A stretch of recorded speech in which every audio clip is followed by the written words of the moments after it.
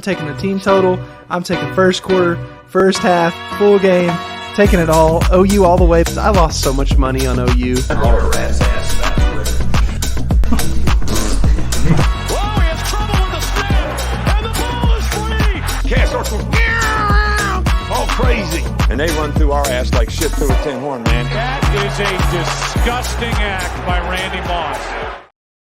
What is up, and welcome to Not Another CFB Pod. This is our first week of bowls. It's week 15 in the NFL. We're going to be breaking it all down here on the show. I've got my good friend Coda Capper Beast in the booth. The vibes are high. I just called it a booth. We're both just like in our home offices here, but it's kind of a booth if you think about it. How we doing, man? Doing good, man. I'm fired up. We got, FBS football outside of Army and Navy. It's all back now. Bowl season's, officially here. So got to be excited about that. And big week in the NFL too for, all of the teams out there right now. Yeah. So as far as bowls go, we're basically going to break down the two games on Friday, which is when the pod comes out. Then there's six on Saturday and one on Monday. We may also mention. Yep.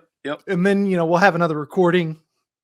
We'll hit you with all the midweek bowl games because there's some fun ones. But, dude, I'm excited. Bowl season. I was just looking kind of at the updated conference standings and things for NFL as well because, dude, it's starting to matter so much now. I mean, there's all these crazy matchups that are really going to swing the playoffs. So we'll talk about those games. And I guess we'll just kind of do like we always do and start with college football. We'll look at the slate. But before we do that, word in from our sponsor. The BetCoda Sportsbook is a South Dakota owned and operated sportsbook located in the Midnight Star Casino in Deadwood, South Dakota, serving customers in the state. As you enter the Midnight Star, you are slipped into the past of the grand staircase, stunning woodwork, and the elegance of the chandelier. They offer the best lines in Deadwood, so stop by and mention the Coda Sports Gambling Network to receive a free BetCoda t-shirt. Play responsibly. Must be 21 years or older to wager. Gambling problems or concerns? Call 1-800-522-4700. All right, so we're looking at some early bowls. The first thing I want to do, though, Beast, is I've got this Action Network pulled up right now. We have, it's opt-out season, right? So every game, there's going to be some players that you expect to be on these teams that's just not out there. So I will share this link on Twitter, but basically it's on Action Network. If you really want to find it, I think Stuckey has it at Stuckey2 on Twitter. But it's basically all the opt-outs, injury news, coaching changes for each bowl game. And it kind of starts in reverse order. So you got to scroll all the way to the bottom. But as we talk about these bowls, I'm going to try to mention any maybe key opt-outs or key injuries or coaching changes so that everybody kind of has a better idea of how these bowls are going to go. Yeah. I guess, Beast, we should start with the first game. It's always the wackiest bowl, the Bahamas Bowl. It's going down in the Bahamas. Nassau? Is that how you say that? Yeah, I think it's Nassau, yeah. I'm very uncultured, so I don't know these things, but this game's always wacky. I read a thing about a guy who went to a game there and they just let people bring their beer in.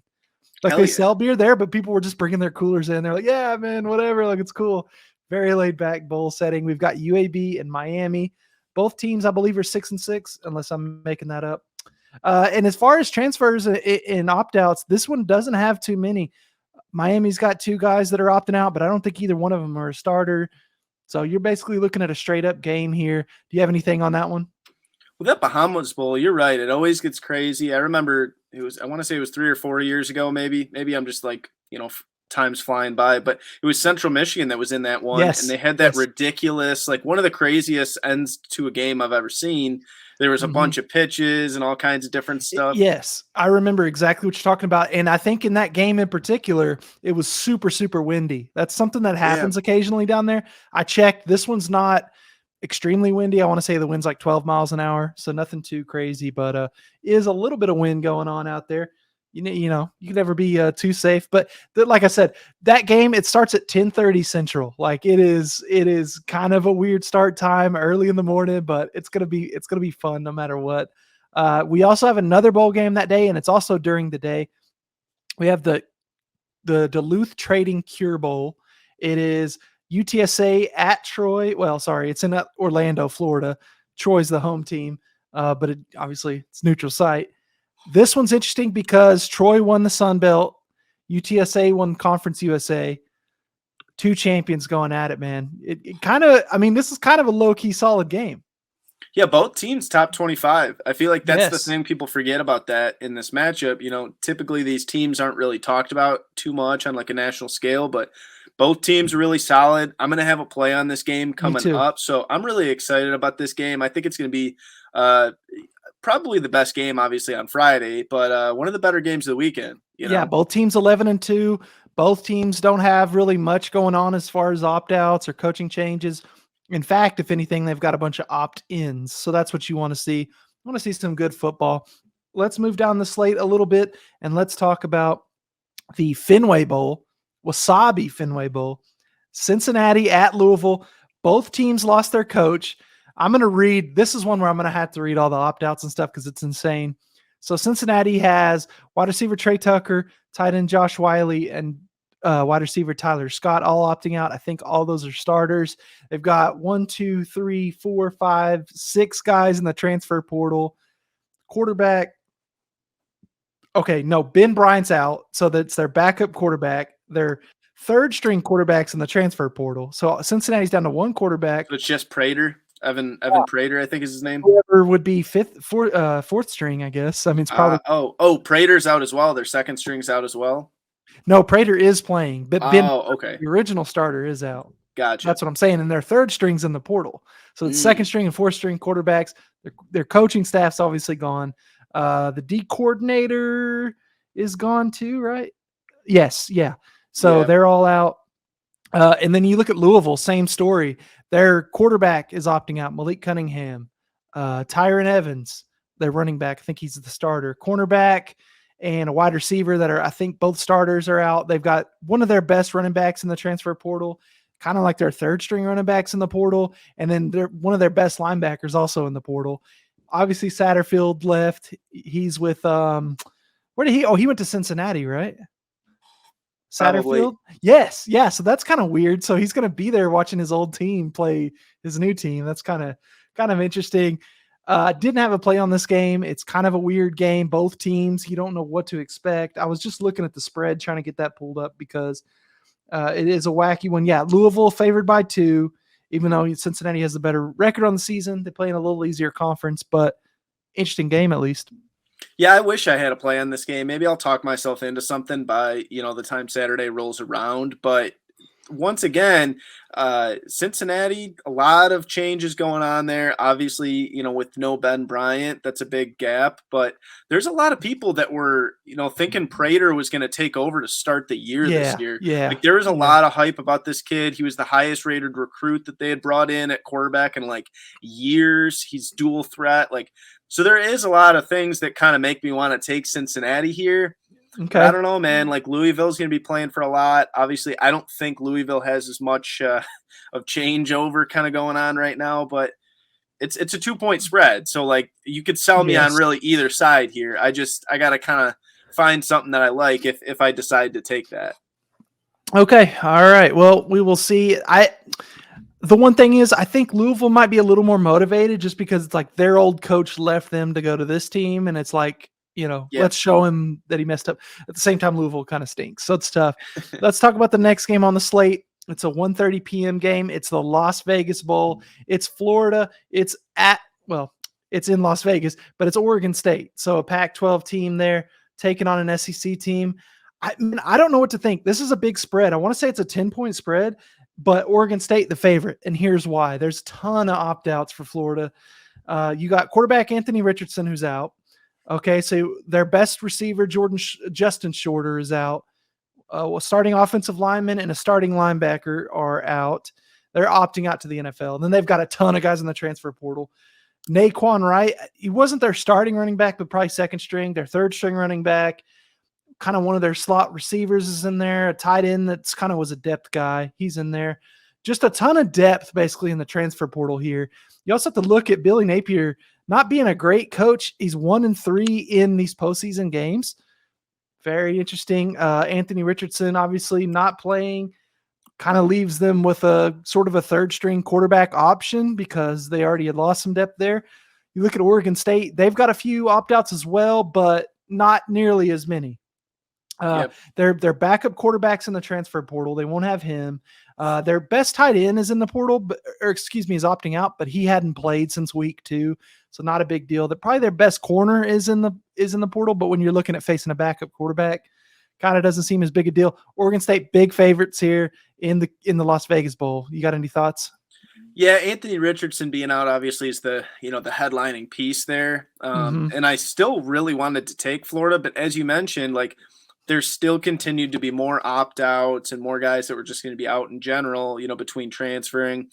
Yeah. And it's not like obviously Anthony Richardson is enough to, knock a couple points onto that spread, but as you mentioned, there's just a ton of pieces that are going to be out. And that's what's kind of unfortunate right now with some of these opt-outs that have happened, obviously, the last 5-6 years in college football, is that, like, Florida is probably a lot better than a 10-point spread in this game.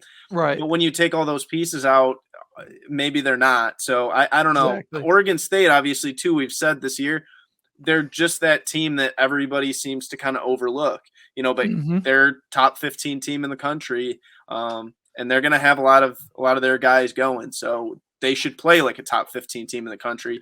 And I don't know where to put Florida at this point. They were 6-6 with Anthony Richardson. So losing their last 2 games. One of them was Vanderbilt. So really hard to know what you're going to get there. Let's talk about the next college game. It's Washington State, Fresno State. It's the Jimmy Kimmel LA Bowl. This is on some fast turf. I've got to play on this. Obviously, it being SoFi Stadium, we love SoFi Stadium. Fresno 4-point favorites here. We've loved Fresno State all year. I think we're both on the same play here, so we don't need to go too in depth, but I actually think this has a chance to be a solid enough game. Power 5 versus Group of 5, always kind of fun. Fresno loves playing those Pac-12 teams too. Yeah, definitely a total West Coast kind of game here because, between Fresno and maybe that is Fresno's kind of motivation going into this game. Obviously, they have a lot to play for of kind of representing the Mountain West, but I'm sure they hear all the time about all these Pac-12 schools. Like I'm sure most of the people out on the West Coast, their top team that they're a fan of is going to be a Pac-12 school. So I'm sure they got to hear it all the time from their family of oh, but what about Oregon? What about USC? What about UCLA? So maybe there is something here for Fresno to kind of, prove themselves. Motivation. Yeah, and they're favored in this game. They're 3.5-point favorites or 4, whatever you guys get the number at. But I think it'll be a pretty fun game, I would have to say. Yeah, we love those games in LA. It's kind of hilarious that Jimmy Kimmel has a bowl, and his cameos are always real cringe. So it'll be great at 2:30 on Saturday. Let's move on to the 4:45 slot on Saturday. This is Rice and Southern Miss, kind of a true in the weeds game, if you will. I have a play on this. It's not technically an in the weeds play, but we could call it that if we really wanted to. Yeah. These smaller schools, not really many opt-outs. I believe both coaches are still there. So you got any thoughts on the Lending Tree Bowl? It's in Mobile, Alabama. Probably one of our stinkier bowl games of the weekend, but doesn't mean, like you said, that you can't win some money off of it. Sometimes those are the best in the weeds plays. You never know. Maybe I'll kind of cook something up depending on how the day is going on Saturday. But it is one of those games that it's like most college football fans weren't really dialed in on Rice football this year. And if you were, you're a sicko. Yeah, so they were actually 5-7, but made the bowl because they had good enough grades. Basically, I didn't know that was even a thing. Yep, Rice is a smart school, so I'm not totally shocked. But let's move on to a better game. I think a better game on paper, but not necessarily the prettiest destination. This is the New Mexico Bowl, Albuquerque, New Mexico. SMU, BYU. SMU 4-point favorites here. We do have kind of some injury news and things to keep eyes on for this game. Yeah.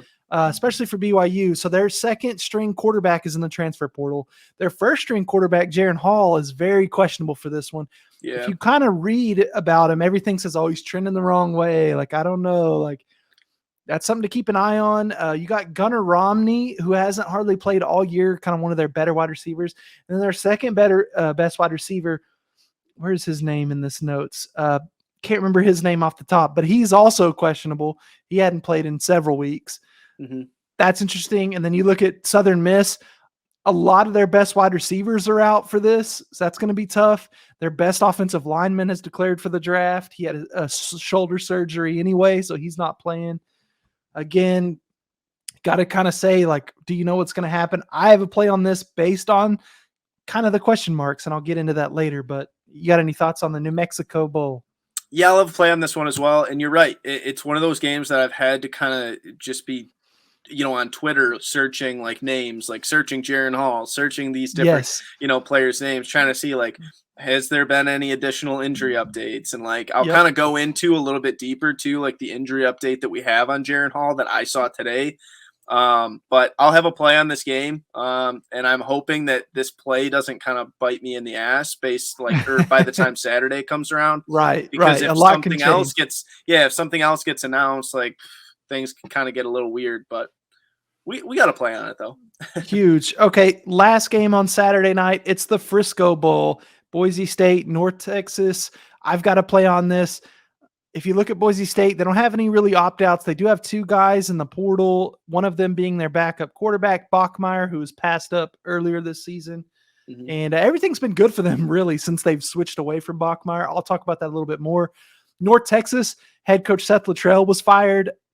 I don't love them firing that coach. I thought he was kind of lifting North Texas up, sort of a perennial bottom feeder, and they had been playing some better ball. Their defensive coordinator will be the head coach for this one. Do you have any thoughts on the Frisco Bowl? Late night, could be a cold one classic. We'll just have to see. I think it's going to be a cold one classic, and I have a play for it. So not only are we going to have a good game to watch, we'll have a play on it. And I think it's a perfect play based on how I think this game will go. I think you're right. Late night kind of game on Saturday. I think there's going to be some good vibes coming from that game. I got a good feeling about that play. Great. So we got one more game to talk about. You probably don't have any good vibes for this one because it's the Myrtle Beach Bowl. Marshall and UConn going at it. Shout out to UConn for making a bowl. They've got one guy in the transfer portal. Don't think he was a big contributor. They've got 2 receivers, UConn does, that looks like they're trying to return from injury that will help some. And Jim Mora is 2-2 in bowl games for what it's worth. Our guy, Jim Mora. Marshall's got no injuries, no transfers, no opt-outs. So they're a hot team right now. I don't currently have a play on this. We're several days away. Maybe I will later. You got any thoughts on the Myrtle Beach Bowl? That's a game that by the time Monday comes around, you're just looking at it on Monday morning when you're at work and you're like, son of a bitch, yes. I got to get something. It's a midday game. I want to say 1:30 p.m. Central. Yeah. It's kind of those ones you throw something on. Yeah, and as much as like I've looked at the game and nothing's really stood out to me so far, I think you're right. I think by the time that day comes around, maybe I can kind of find a way to, get something on it. Maybe I sometimes if we say, if you look at the board hard enough, you can find something. Yeah. This is a big board watching week as we get closer. Let's talk NFL if we're ready. That's all the college games we're going to cover for this one. Like I said, on the next show, we'll talk about kind of the next set of bowls going forward. They get better as time goes on. So even though there was a couple stinkers we mentioned in there, they're still usually fun to watch either way. Let's talk NFL. So the Thursday night game this week is 49ers Seahawks, a big divisional game, a big game that matters because the Seahawks are still kind of alive for that wild card spot. The 49ers pretty comfortably in the lead in the NFC West. San Francisco 3.5-point favorites. We won't really go into it too much because by the time people hear this, that game will be over. My prediction, Seahawks keep it close, but do some Seahawk thing in the end and the 49ers win. That's my prediction. What's your prediction real quick? My prediction for this, maybe it's just that I'm too much of a believer in our guy Brock Purdy, but I really think he has another solid game. The Seahawks defense doesn't blow me away by any means. Yep.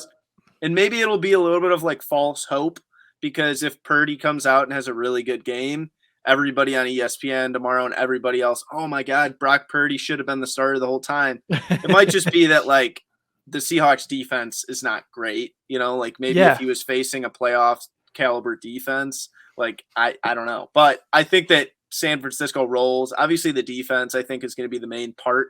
They might not even have to throw the ball. Purdy might only throw the ball 14 times. That's probably win the plan. This game. Yeah, like if his they can first rush NFL road game. So yeah, if they can just kind of put the rock in Christian McCaffrey's hands and just let him work between the passing game and running game, like they might be all right.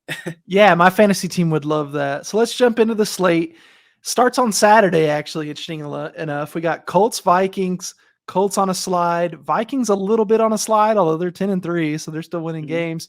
Minnesota favored by 4. You have any quick thoughts on that one?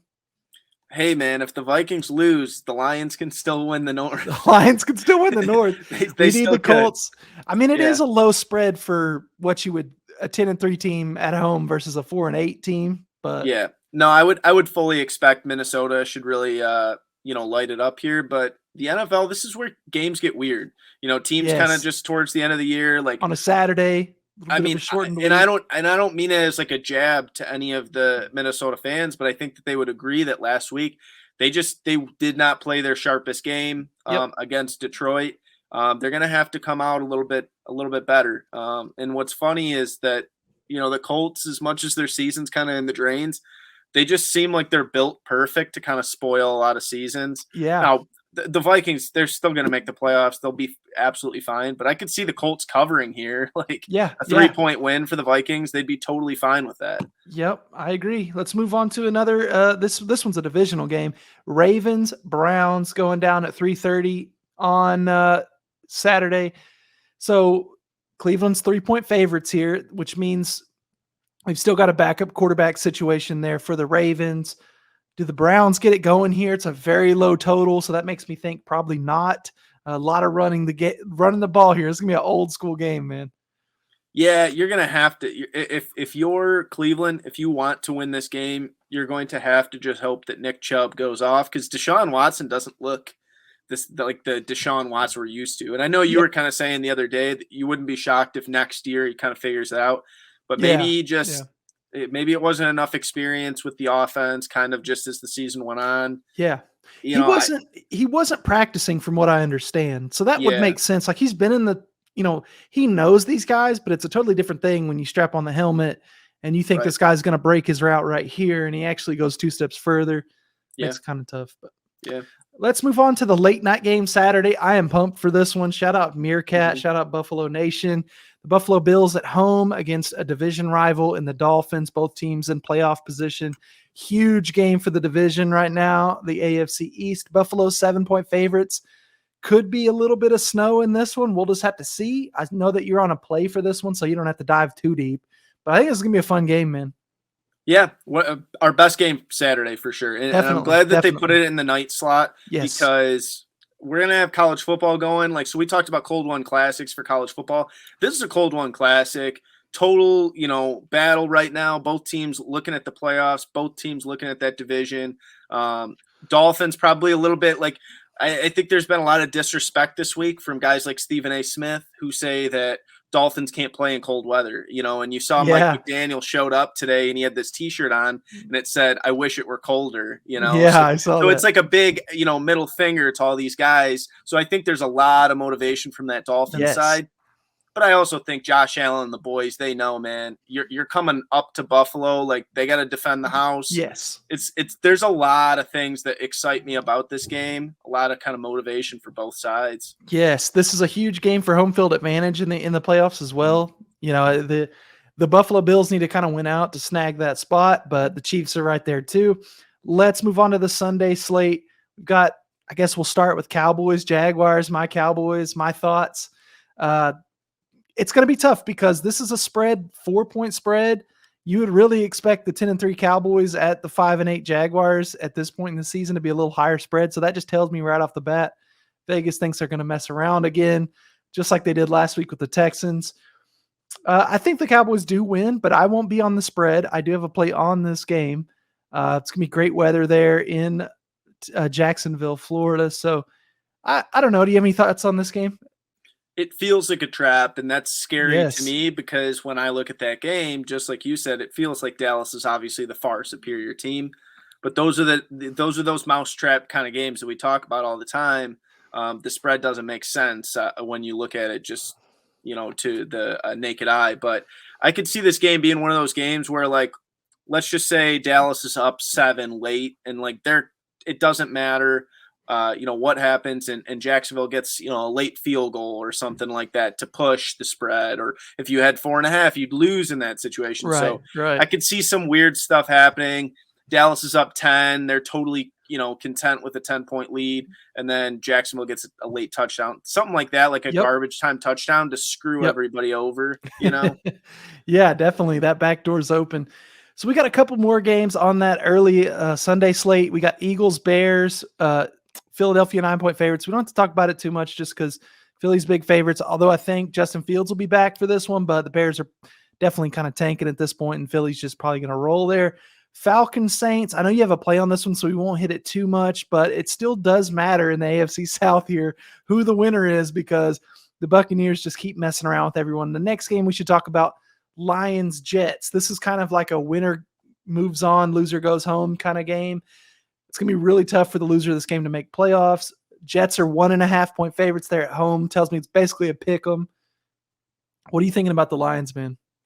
They got to do it, man. This is like the team's peaking. You gotta have all these guys come together right now, and the way they've been playing, like this is a game that I don't care what anybody else is seeing out of the Jets this year. With the way the Lions have been playing, you cannot lose this game because like the last 5-6 weeks we've talked about that exact brand of football is better than anything I've seen out of the Jets this year. Yep. Maybe that's a hot take, but I mean they're really, really playing like a solid team.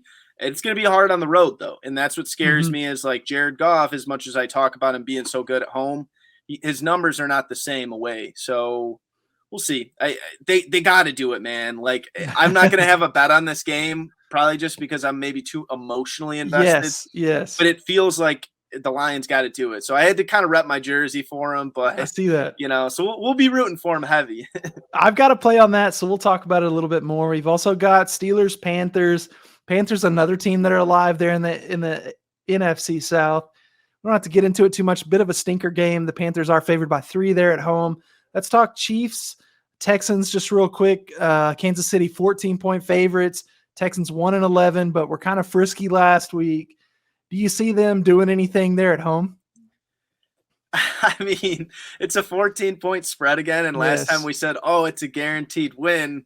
It almost kind of came back on us, but it does feel once again like how do the Texans find a way? Like how could they possibly keep this game close? Yes. But I don't know, man. For being 1-11-1, they looked really frisky last week, So frisky team, yeah. Who knows? The thing is now that they've got that Driscoll tape, they've seen that they want to run the read option when he's in there. Adjustments can be made. I think that the Chiefs likely roll in that one. Got another stinker, Cardinals at Broncos. It was kind of nice of the NFL to set us up with a bunch of like good teams versus good teams or mid teams versus mid teams, and then like bad teams versus bad teams. You know what I mean? So we got a lot of close spreads this week. Cardinals at Broncos. It's a 3-point spread. Denver's actually favored there. Let's move on to the 305 slot. Patriots, Raiders. I just thought this was an interesting spread in Las Vegas. Vegas is a 1-point favorite. The 7-6 Patriots coming into town. Raiders been playing a lot better the second half of the year. You got any thoughts on that one?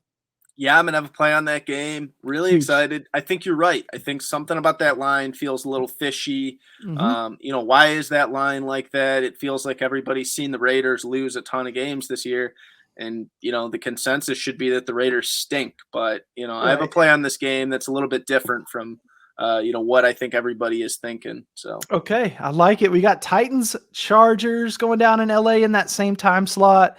An interesting one just because both teams are like in a playoff position. Titans obviously believe they still have the lead there in the AFC South, but haven't been super impressive. Chargers had a really impressive win for us last weekend. You got any thoughts on that one? Chargers 3-point favorites. Yeah, once again, one of these, two teams that are 7-6, you get a 3-point spread. So many of those spreads like that this week. You're right. I fully expect that it's going to be a close game. I think the spread is spot on. I think that the Chargers, if I see the Chargers, like I wouldn't be shocked if this is the game this weekend that pushes, because I really do see the Chargers at like exactly 3 points better in this game. Yeah. So I don't have a play on or anything, but I do think Chargers win. I think that they're better than 7-6. I think their eyes are on the playoffs right now. And if they play like they did last Sunday for us, they should win this game, especially at home.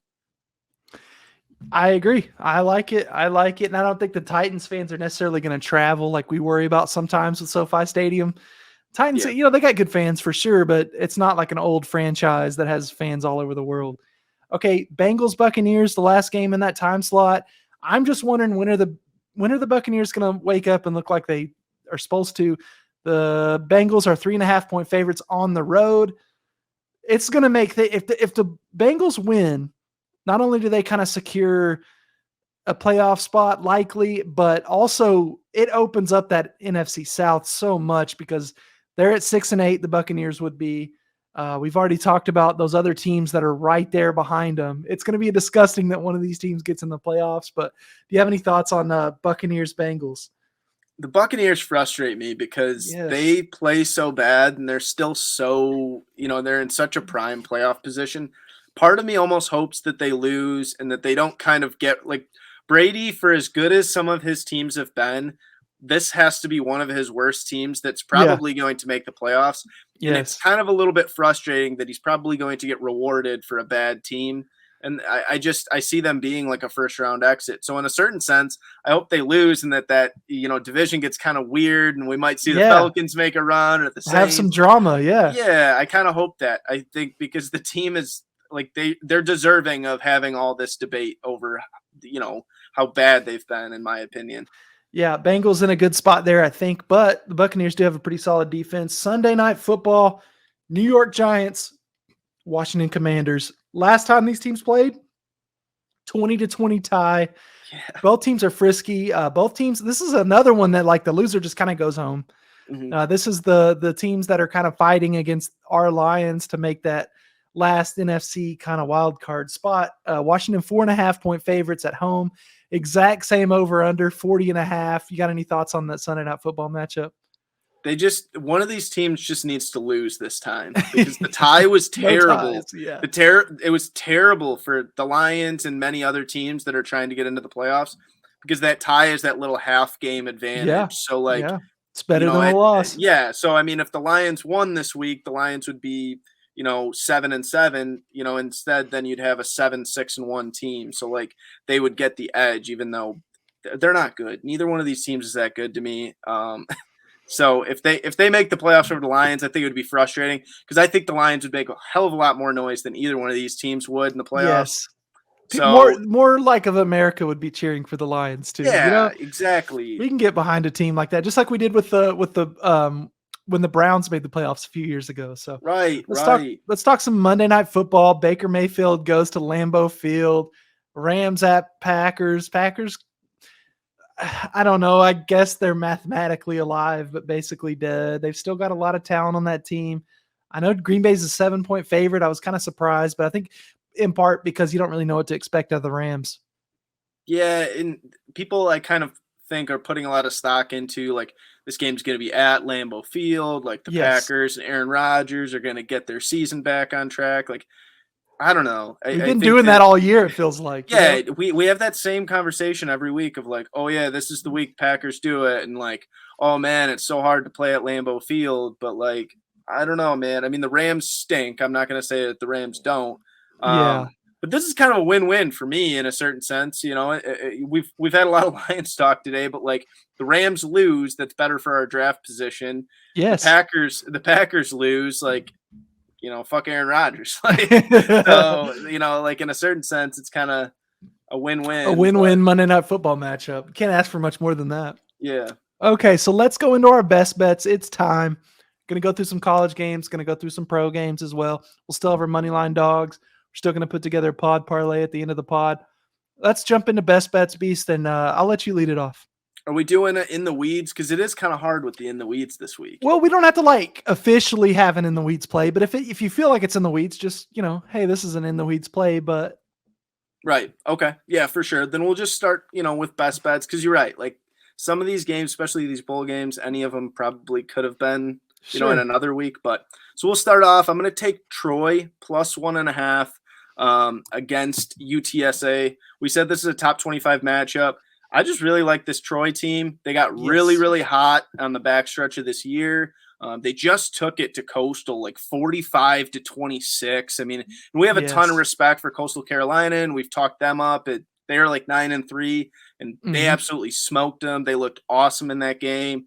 Their quarterback Gunnar Watson, I think he does a lot of really, good stuff for that team. And as good as UTSA is, you're going to give me a +1.5 line on, what I think is probably the better team. Like, I think just the wrong team is favored in this game.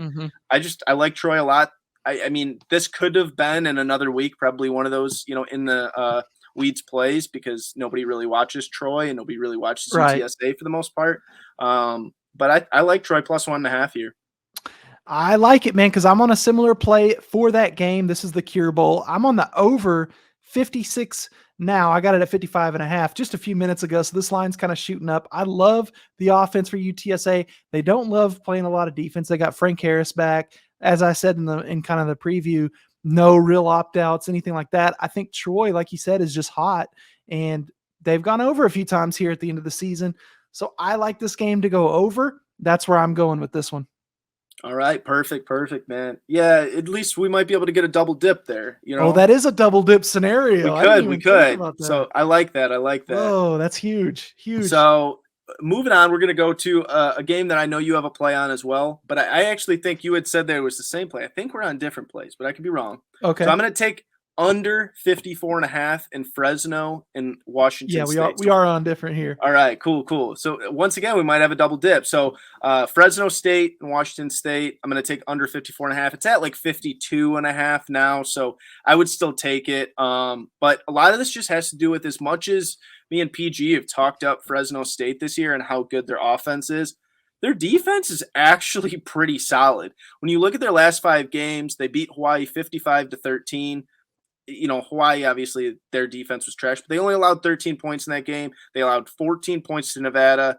They completely shut out Wyoming. And then, last week in the championship game, they only allowed 16 points to Boise State. So I think that defense for Fresno State is actually pretty underrated.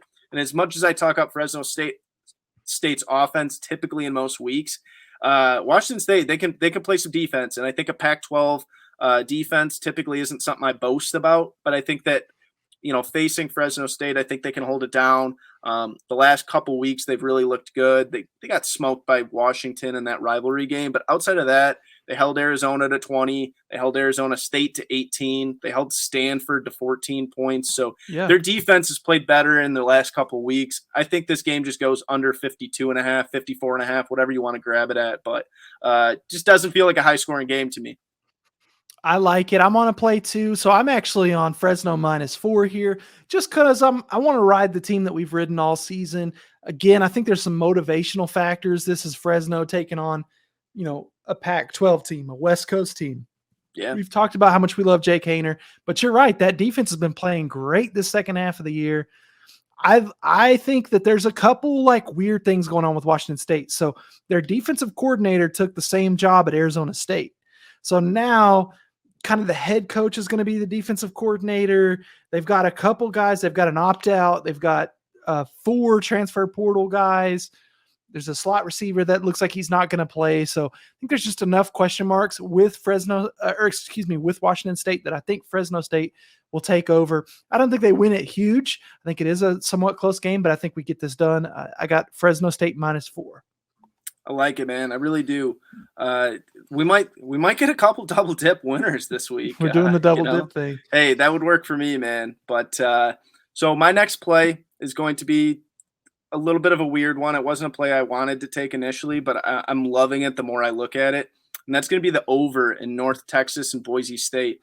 Big thing I really kind of talked myself into here is I started looking at North Texas's defensive numbers. They rank outside of the top 100 in points per game allowed. That was something I didn't realize. I think they've played some really good ball at times this year, and their offense has been awesome. Their quarterback, Austin Aoun, however the hell you say that, is a junior. He's been really good. Like it's Oon? Yeah. Tune without a T, basically. Yeah. There you go. Yeah. We got a little Texas, love here from PG here. Yeah. He's our certified Texas guy here. I know. I like it, man. I like it. That offense has been good. We've ridden with North Texas a few times this year. So that'll be an interesting game for sure. I'm going with my kind of in the weeds play here. And I'm calling it that because this is probably the worst bowl game that's on there. This is the Lending Tree Bowl, Rice and Southern Miss. I'm just taking Southern Miss -6.5. Surprised this is still under a touchdown. Southern Miss is not a good team, but they will just run the ball down your throat. Rice isn't necessarily good against the run. They're not necessarily good against anything. Again, they're 5-7. People are shocked they made a bowl. They've got a bunch of transfers, injuries, and opt-outs. Southern Miss, I think, really wants to be here. Frank Gore Jr., I think it could be his last game. It seems like he's been in college for forever. So I'm just going to go with Southern Miss here. I've been on them a few times. They've been playing some really good football kind of at times this season. They lost a couple close ones to some good teams like South Alabama and Coastal Carolina, but finished up the season strong. So I think they win this one here by more than a touchdown. Okay. I like that. My next college play is also going to be my moneyline dog, so I'll hold off on that, and I'll just go to the NFL. So my first NFL play is going to be in that Saturday night game that we talked so much about. I'm going to take the under 44.5 in Miami and the Bills. I just think that, as I kind of said, there's going to be some cold weather. I wouldn't necessarily go as far as to say, like, oh, Miami can't play in the cold weather. I just think Miami, probably because of some of that talk and probably because of all the disrespect they've gotten, maybe in just the national media, I think they're going to come out very physical in this game. And we've talked about how much we like that Bills defense, especially that Bills defense at home. Last week, their defense, I had that under in their game last week, and their defense absolutely balled out. Just really, really tough to get anything going on them. And you add in a little bit of snowy weather, I think that's going to factor in. But I think the Dolphins can hang around in this game. I just think that the way they do it is they're going to have to play a very physical, style of game. I think they're going to try to hold down Josh Allen and do everything they can to kind of scheme up against them. And this game, to me, just kind of screams under 44.5. That feels like too many points to me. Yeah, we'll see. I think it just plays out like a playoff game, and those tend to be a little bit lower scoring. Weather's bad. You don't want to put the ball in harm's way, run the ball a bunch. I don't hate it at all.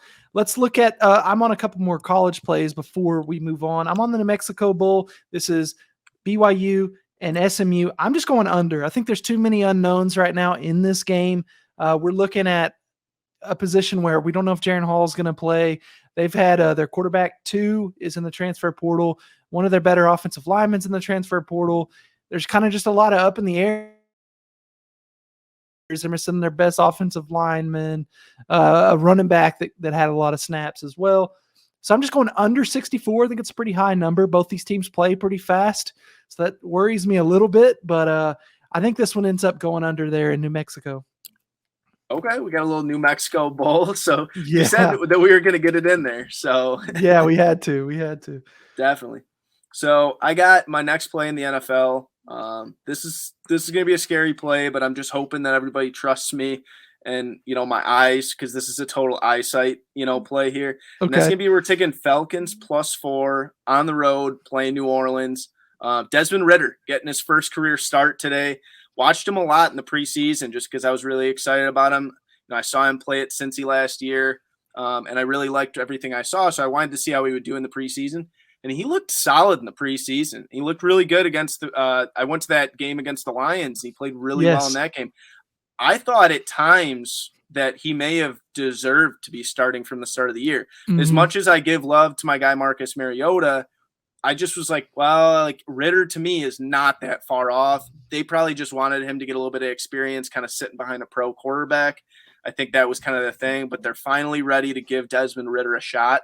And I think he kind of balls out. Like, I think that he actually can show that he's been deserving to be in this spot all year. And you're giving me 4 points, probably just because it's a rookie quarterback. I think the eyesight test to me tells me that I think Ridder plays well in this game. I hope he doesn't prove me wrong. I hope he doesn't let me down here, because I really am kind of high on Desmond Ridder. I like it. Yeah, it's a very interesting opportunity. I love teams anytime you get a quarterback switch, especially for the younger team. Younger guy, excuse me. And they haven't quit on the season yet, so they're still going. I'm going to go to my last college play real fast. This is Boise State. I'm going -10.5. North Texas. This is a Frisco Bowl, late night game. I think Boise just shifts it into gear. I think they run away with this game. I think you're on the over here. So I could definitely see that hitting just with the game kind of being in hand and them letting other guys get in, and maybe North Texas's starters are still in, that kind of thing. It's 10.5, not a great football number, but anytime you get that number, it almost to me is like trying to trick people into taking North Texas here. So that's why I like Boise State. They've been a lot better ever since they switched quarterbacks. They did lose that last game to Fresno, but we've already talked about how much we love Fresno. So let's go Boise State Broncos minus 10.5. I like it, man. I really do. I got one more NFL play, and then Me obviously too. I have my money line dog. Yep, same here. Okay, perfect. All right, so I'm gonna take Raiders money line. I got it at minus 110 on some books. It's -1 is the spread, so you might find like a minus 115, a minus 120, whatever it's at. I think I'd rather just take the money line at that point rather than taking a 1-point spread. Yeah.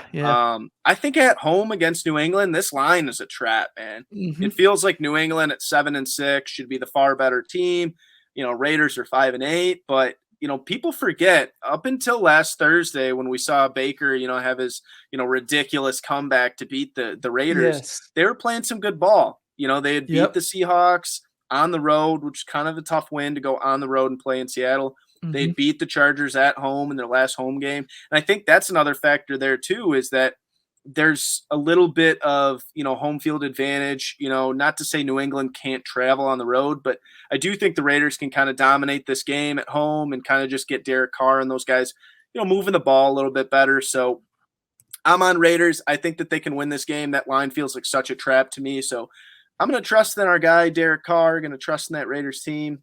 I think that they can do it, man. I think that they'd rattled off a couple wins before Baker came to town. So I think that they can do it, man. Okay, I'm going to a play in the NFL, my last play, and this is one that I've gone to quite a bit this year, and it's been very profitable. Not just a homer play. I'm going Dallas Cowboys team total over 26.5. I think it's just too low of a number. They'll get 28 minimum, I feel like, even in a close game. Just a lot of talent on this offense. They haven't played their best of late. They did lose a starting tackle, but they have some depth there. So I'm not worried about the offensive line. The Jags do play some good defense, though, man. I'm not going to lie. But with that said, I think the Cowboys should be able to cover a 26.5 point. Just get us there. It's 3 touchdowns, 2 field goals, or 4 touchdowns, however we get there. It's going to be good weather there in Jacksonville. I think the offense will be just fine, and we're going to kind of see them. Again, I'm not taking the spread because I don't know. Maybe the defense sleeps on the Jags a little bit. The offense has to carry the load a little bit more, but I'm going Cowboys team total over. All right. I like it. We're going to have to get a little bit of Cowboys bets in there. You got to appreciate it, Yeah. So I guess let's move on to Moneyline Dogs, man. I've got a short favorite, but it's one I'm really excited about, but I'll let you go first. All right, for sure, man. So I'm going to take BYU's moneyline plus 150. Against SMU. Yep. There's a lot of question marks in this game. And this is the game that I mentioned that I said, well, I really hope that injury stuff doesn't kind of come back on me. But, we're well aware at this point that Jaron Hall is probably not going to play in this game. The tweet that I saw today, he was on a scooter. So that's not typically a great sign when it's friggin' Thursday afternoon and he's on a scooter and he needs to play this weekend. You never know. If he ends up playing, suddenly, this play is so much better. But we're just factoring in that he's not going to play. But the thing that I really love that kind of is away from Jaron Hall that makes me want to take BYU is the last 3 games, top 10 rushing in the country, yards per game. And this kid, Christopher Brooks, man, came on recently the last couple of games. He had been up and down all year, but his last few games, man, he's been tearing it up. He crossed 120 yards 2 games in a row here, I think. I know he's went over 100, but he's looked really good. He's popping off 6.6 yards per carry on the season, but the last 2 games, it's been over 7. Just some ridiculous numbers that I've seen from him. Nice. I think they might be able to kind of get the rushing attack going between him and they got a couple other backs there. Like I said, last 3 games, top 10 in the country in rushing yards per game. That matters to me because I think that they could keep this game close. And when you give me a plus 150 money line, SMU doesn't do anything that makes me believe that they should be that big of a favorite over BYU. So I think they can still get it done even without Jaron Hall. Yeah, the roster's still just as strong as SMU's is. SMU hasn't really done anything this season that's been insane. I already mentioned that, and that's why I'm on the under. I love the idea of them just running the ball, kind of keeping SMU's offense off the field. That'd be great for my under. I'm going to move on to my money line dog. I'm going Lions. It's a short underdog plus 105. I just think they got what it takes. I think the Jets were a good story. They're slowly starting to fizzle out a little bit. There's film on Mike White now. This is a very motivated Lions team, and that's not to say the Jets aren't motivated because they're in a position where they could still make playoffs too. it just kind of has a team of destiny vibes right now. The way the Lions have played, even the week when they lost, a close one to the Bills, they were right there and they looked every bit like a playoff team. This is a position where a playoff team goes on the road to play kind of a mid, like almost a playoff team type team, and gets it done. It's a short underdog, as I said, but we're going with our Lions plus 105.